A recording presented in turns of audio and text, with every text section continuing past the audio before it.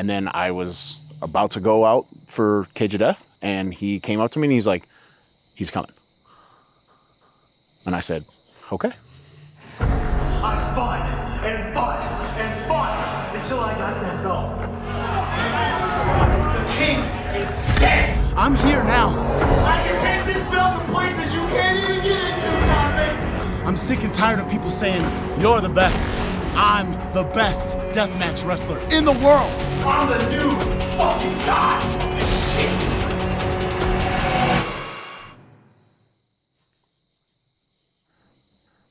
GCW was like the one place where everybody was like, you gotta go, you gotta go, you gotta go, you gotta go. And I just kept not doing it just for personal reasons and business reasons and things like that. And I was being loyal to probably people I shouldn't have been. Actually, Ethan Page is the one who convinced me to go. Because I had the idea in my head for a really long time, and I was like toying around with it and stuff. And I pitched him the idea, and he was like, yeah, do it. He's like, call Brett right now. And so I did. And this was the night before NGI. I called Brett, and he was like, okay. And then I just went to the show the next day.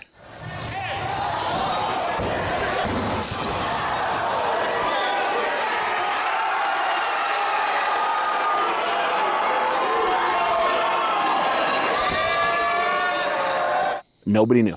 Me, Ethan Page, Brett, and my girlfriend knew that was it. And that's how it happened. And it's kind of full circle, right? Because he jumped the rails.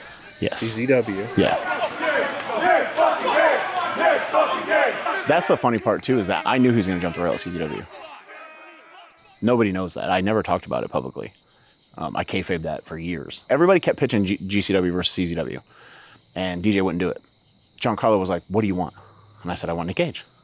And he goes, okay.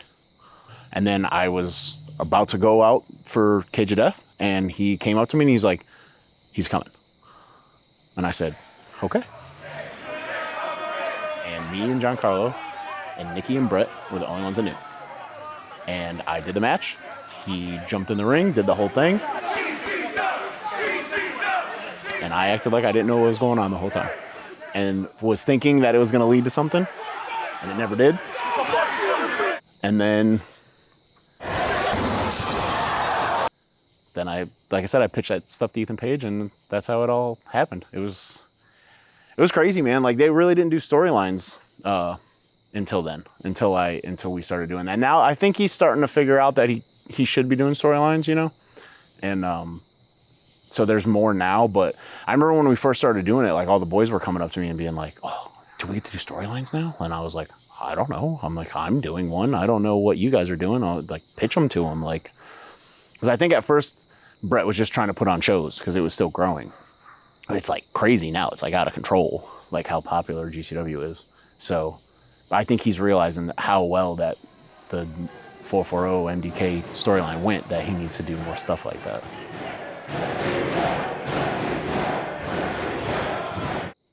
Eventually you run out of dream matches. It's the basis of professional wrestling is storylines and good versus evil. So guess what I'm gonna do, Nikki? Guess what? I'm gonna take your belt. No. I'm gonna take my belt, and I'm gonna defend it all around the world. Something you can't do.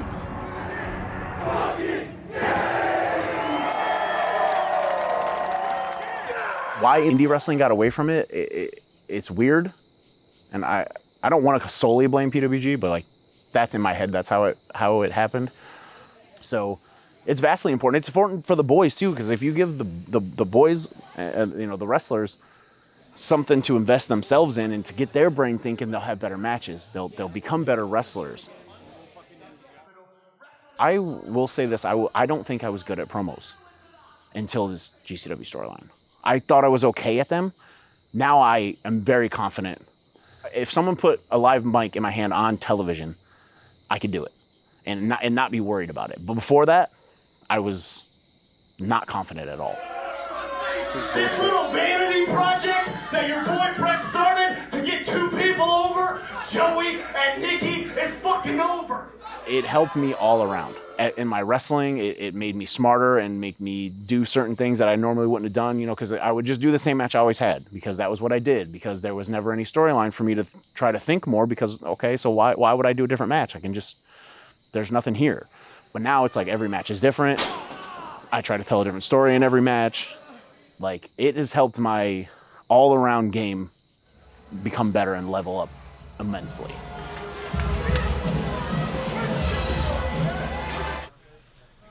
What does it mean to be the champion?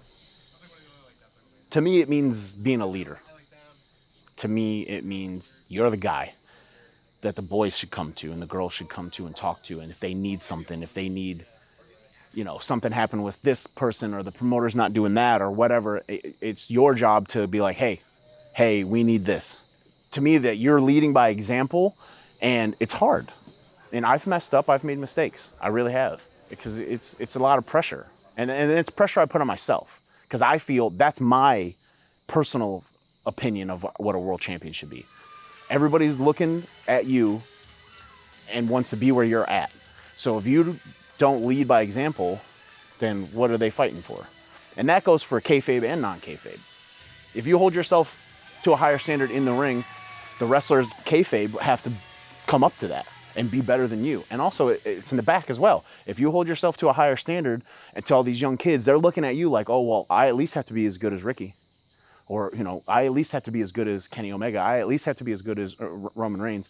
And it's a motivation. And if you're not taking that responsibility on, then you shouldn't be a champion.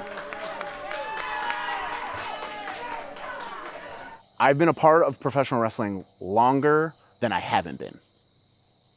So I was alive from age 1 to 16, not wrestling. And then from 16 to 37, I've been wrestling. This is what I want to do with my life. I live on the road. I sometimes don't know what to do with myself when I'm home. I want wrestling to be my full-time job where I can pay my bills, buy a house, buy a car, and most importantly, make wrestling better. People don't mentor people anymore. People don't look out for the young guys. They just flounder, and then these older guys are just like, well, these kids suck. And believe me, I'm guilty of it myself, because I get frustrated. I do. Like I said, I've made mistakes, and it's hard being a leader. It really is. And it makes me cringe even saying that about myself. But I want wrestling as a whole, top to bottom, AEW to the smallest local indie, I want it to be the best. So whether that is me being on TV and helping out the younger guys, or being an agent and a producer, or being a trainer at the performance center, I want some sort of job when I'm done in ring that involves wrestling. And if it's not in the big leagues, I will start a promotion, much like H2O, where I will cultivate wrestlers and I will have students, and I will get other local students that train in an area, and I will run shows and teach them how the proper way to wrestle. So for me, the future is making wrestling better.